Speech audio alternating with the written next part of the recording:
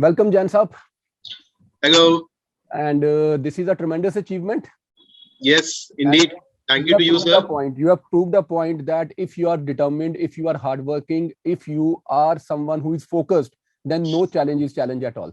Thank you, sir. Thank you so much, sir. And this Really wouldn't have been possible without your guidance and your videos, sir. Thank you to Raj It is all your hard work. It is all the blessings of your parents, and you are a tremendous student. No denying that.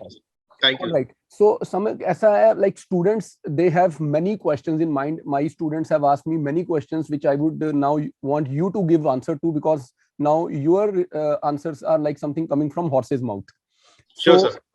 First of all, what inspired you to take political science as an optional subject?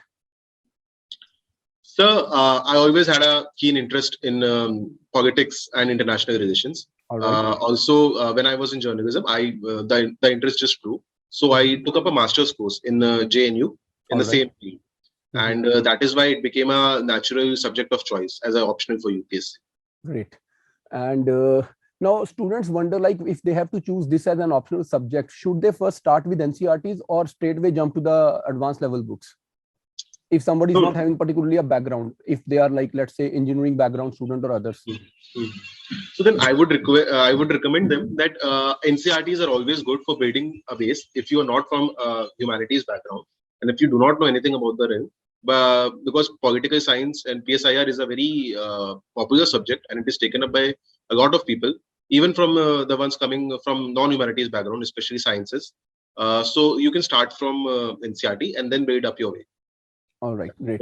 And if I recall, my journey while I was preparing, and now for last 20 years I'm teaching, and during COVID it was a free initiative on YouTube and thousands of students subscribed to it. Many of them then joined our test series, and then some of them joined our classes. Right. So in fact, sir, let me tell you that even I did not have a background in political science, PSIR. I come from English honors and then journalism. So even I was facing a bit difficulty when I took up this option, and I had second thoughts.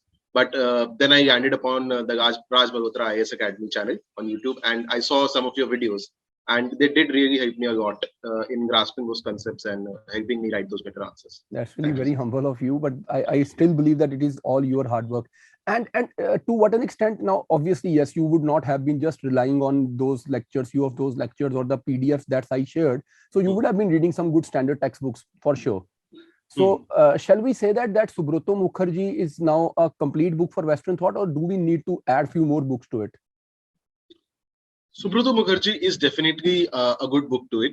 But Western philosophy is always what you call a static subject. So therefore, the syllabus of that is standard. And if you look at the past UPSC papers, then you can see that the questions they are asking are being repeated. Yes. So I think that would be a good enough book.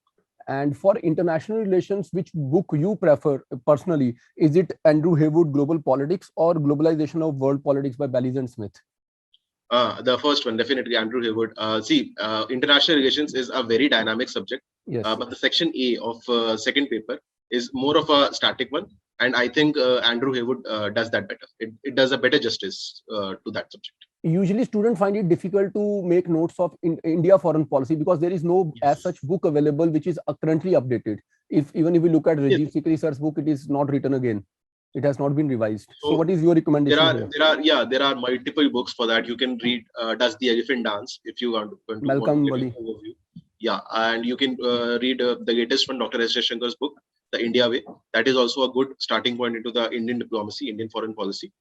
Other than that, I think reading up newspapers and following the current events, there is no substitute to that. Great. So I think with that as well, I think the Raj Malhotra IS Academy does help you a lot with keeping you updated with those current affairs. Thank you very much. And now, if I ask you, being a journalist as well, which newspaper you prefer? Like, is it The Hindu or Express? See, I am not endorsing any newspaper, but let me tell you, I did start with The Hindu during the first phase of my preparation. And after my first attempt, I did realize that there is more hype to it than actual substance. I realized that newspaper is no longer as good or provides what is required to crack the current format of UPSC.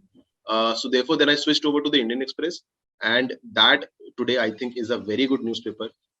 from a UPSC point of view, I think the editorials, the explained sections that are being published in that newspaper, I think those are very helpful for cracking UPSC. That's really nice. Wonderful. All right. Now, when I talk about GS for a beginner, how important are the NCERT books? And students are always like baffled in finding out, is it the new NCERTs which are more relevant or the old NCERTs? So what's your opinion? See, NCERTs are your base. They are indispensable. And for some subjects like economics, geography, they are the sole books. Ancient history, medieval history, they are the sole books. I would not recommend you any other commercial books that are available. I would not recommend you any other books. They are the sole books. So NCERTs are completely indispensable. You cannot do without them. Then when it comes to old NCERTs and new NCERTs, again, it's your personal choice. But I went with the new NCERTs and they're good. Great. All right. So how about answer writing? Like when should one start writing answers for mains, and how to like evaluate yourself over a span of some time? So answer writing is very important. You cannot start writing an answer the first day of your preparation, but I think 6 to 8 months down the line, I think you have gained enough knowledge to start writing answer, at least try to attempt write answers. The first few answers are the most difficult ones because you don't know how to write them. And that is what you call a writer's block, that you know ideas, but you don't know how to write those answers. Yes. But once you get into the habit of writing answers, I would recommend you write at least one answer per day before the prelims. That is a very good idea. And keep evaluating them. I think I sent some of the optional answers to sir as well, Raj Malhotra sir as well, and he did give me a very good constructive feedback, which helped me improve my marks. And now when we talk about GS per se and essay in particular, so what are the tips for students to prepare for essay? Essay, see, there is no one way of preparing for essay.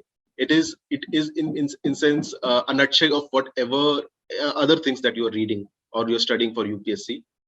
So in essay, you would require your knowledge right from GS1 to GS4 along with your optional. And in that sense only, while writing an essay, you also have to think about various dimensions. It is very important to write a multi-dimensional essay. So what I used to do was I take up a topic which was in the question, and then I used to think, okay, let's start with GS1. So what are the historical aspects? What are the geographical aspects? What are the social aspects? Then I go to GS2. What are the political aspects? GS3, economics, science, and so on and so forth. So GS4. That is how you can write a very good multi-dimensional essay. And so as far as essay is concerned, I took up a test series just in the last 1 month of my preparation before mains. And I wrote 4-5 tests, and I think those are enough for me. Great. Wonderful. So what are your final tips for the students who are about to begin their journey?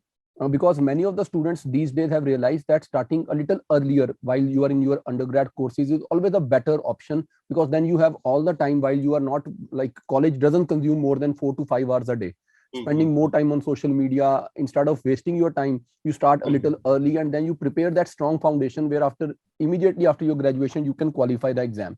So what are your tips to these students? Definitely. I think, today, even if I have a regret, then my regret would be that I did not start it soon enough. I could have started it during my graduation days, and I could have cracked it back then. Today, I would have been a serving bureaucrat. But nevertheless, if you want to start it in your graduation days, then that is definitely one of the best times of your life to start it.